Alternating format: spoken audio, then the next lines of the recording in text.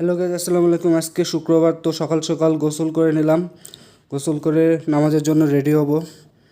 তো আমি যে মাথার চুল আসতেছি, নামাজের জন্য রেডি হতে হবে তাই। তো গাইজ চুল আসানো শেষ, এখন আমি পাঞ্জামিটা বের করলাম, আমার প্রিয় একটি পাঞ্জামি, কালো পাঞ্জামি।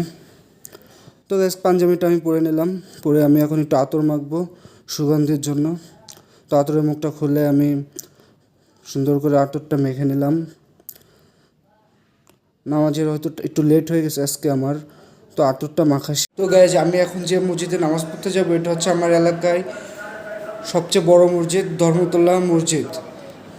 তো আমি এখন মসজিদে যাওয়ার জন্য বাসার থেকে বের হব এবং রাস্তায় বন্ধুদের সাথে দেখা হবে, তাদের সাথে একসাথে যাব। তো দেখতে থাকুন। এটা হচ্ছে আমার এলাকার বাসার সামনের রাস্তা। তো আমি এই রাস্তাতে হেঁটে হেঁটে যাচ্ছি।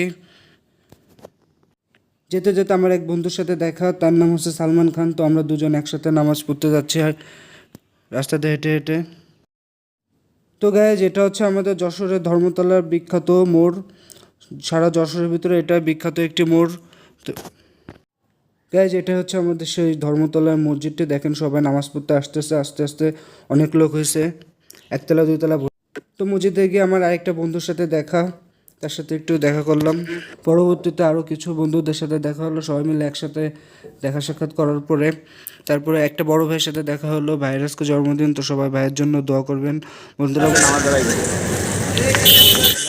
নামাজ পড়া শেষ এবং সবাই মসজিদ থেকে বেরিয়ে যাচ্ছে। তো নামাজ শেষে সবাই যাচ্ছে, দেখেন অনেক লোক। গাইস আমার দুটো বন্ধু, তারা ক্যামেরার সামনে আসতে চায় না, তারপর তাদের জোর করে নিয়ে আসছি।